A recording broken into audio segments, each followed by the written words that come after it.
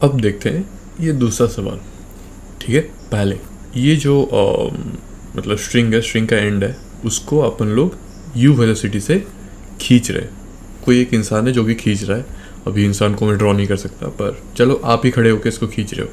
ठीक है, तो अगर ये स्ट्रिंग को ऐसे खींचा जा रहा है तो जाहिर सी बात है ये ऐसे ऊपर जाएगा, तो जिसके वजह से ये ब्लॉक राइटवर्ड मूव करेगा।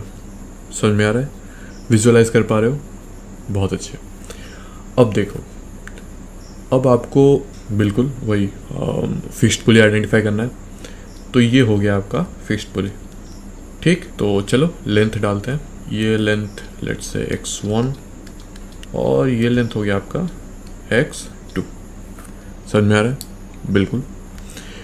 तो अब देखो, जो कंस्ट्रेंट इक्वेशन है वो हो गया आपका x1 plus x2। So this is equals to let's say L1, जो भी कांस्टेंट है। सो डिफ्रेंशिएट कर लो, dx1 upon dt plus dx2 upon dt equals to 0।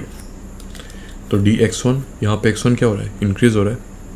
ठीक, ये जो लेंथ है वो इंक्रीज हो रहा है ना, क्योंकि राइटवर्ड मूव कर रहा है। तो जो वेलोसिटी होगा वो पॉजिटिव होगा, जो कि u अपन को दिया रखा है, दिया हुआ है। उसके बाद dx2 अपॉन dt, ये जो x2 है, ये ब्लॉक जब इधर जा रहा है इसका मतलब क्या है? ये जो एंगल है वो स्टीफ होते जा रहा है, मतलब एंगल बढ़ते जा रहा है। तो ये जो लेंथ है वो क्या हो रहा है? घट रहा है। समझ में नहीं आया? अब देखो छोटा सा एग्जांपल, ये एक ट्रायंगल हो गया। ठीक, ट्रायंगल हो गया, ये एंगल कुछ थीटा है। अगर हम लोग ये पॉइंट को इधर शिफ्ट कर लिए, अरे यार क्या, यह ड्राइंग भी नहीं हो रहा है मेरे से, कोई नहीं। इस पॉइंट पे अपन ने लाइन ड्रॉ किया, वही सेम टॉप तक। ये एंगल को मान लो बीटा। ठीक है, तो बीटा थीटा से बड़ा है या छोटा है? बताओ।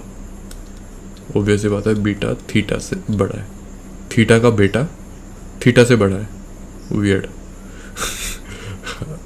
कंफ्यूज मत हो जाओ, ठीक है। बीटा थीटा से बड़ा है, तो एंगल बड़ा हो रहा है। इसका मतलब क्या? ये जो लेंथ है वो छोटा हो रहा है। दिख रहा है सबको? इस लेंथ से ये लेंथ छोटा है। ठीक है, तो ठीक इसी तरीके से अगर ये ब्लॉक आगे आएगा, मतलब थीटा का एंगल बीटा हो जाएगा। मतलब थीटा बड़ा हो जाएगा, तो इसी की वजह से जो x2 है वो छोटा हो जाएगा। तो अगर ये x2 छोटा हो रहा है, मतलब श्रिंक हो रहा है, तो जो वेलोसिटी होगा वो नेगेटिव होगा। तो ये हो गया -v2 इक्वल्स टू 0। तो u इक्वल्स टू v2। समझ में आ रहा है? अच्छा ठीक, तो अपन को क्या पता चला? ये जो वेलोसिटी हुआ वो हो गया आपका v2। अच्छा, पर क्या ये ब्लॉक ऐसे मूव कर रहा है? ब्लॉक तो यूं मूव कर रहा है, तो अपन को इस डायरेक्शन वाला वेलोसिटी निकालना है। तो लेट्स से वो वेलोसिटी है v। ठीक है, तो अब बताओ v का वैल्यू कितना है? क्या? v2 cos theta equals to v। क्या आपने ये बताया है? तो आप बिल्कुल ही गलत हो। कैसे बता रहा हूँ, बिल्कुल ये बहुत एक अच्छा कॉन्सेप्ट है। हर बच्चा जो कि इसको पढ़ता है, कहीं ना कहीं ये किसी न किसी पॉइंट पे गलती करता ही है। ठीक है, ये कॉमन मिस्टेक है, मेरे से भी हुआ था, सबसे हुआ था। जितना भी जीनियस हो वो हुआ था उससे मिस्टेक ये। तो अपन क्या सोचते हैं कि कोई भी एक वेलोसिटी ले लो, ये v2 अपना निकला था ना, हाँ v2, और ये लेट्स से v। तो अपन क्या सोचते हैं कि v cos theta equals to v2 और v2 cos theta equals to v, दोनों एक ही बात है। नहीं, ऐसा नहीं है। हमेशा जो कंपोनेंट लिया जाता है वो रिजल्टेंट का लिया जाता है। अच्छा, तो अगर रिजल्टेंट का कंपोनेंट लिया जाता है तो ये दोनों में से रिजल्टेंट है कौन सा? v2 है? नहीं, बिल्कुल नहीं। क्यों नहीं है? क्योंकि एक बात बताओ, कोई एक ऑब्जेक्ट को आपने लेट्स से इस तरीके से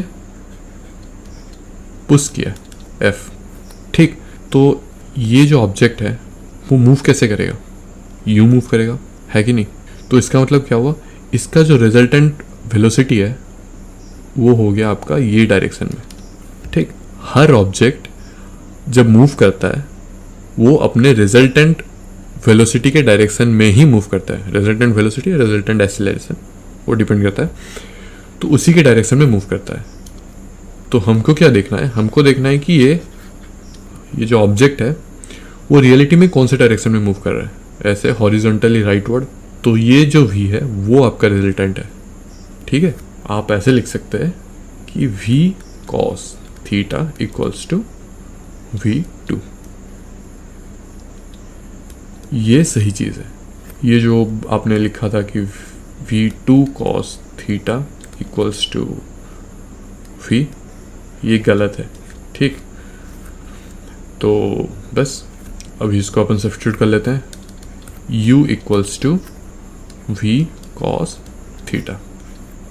ये हो गया आपका ये दोनों के वेलोसिटी में रिलेशन।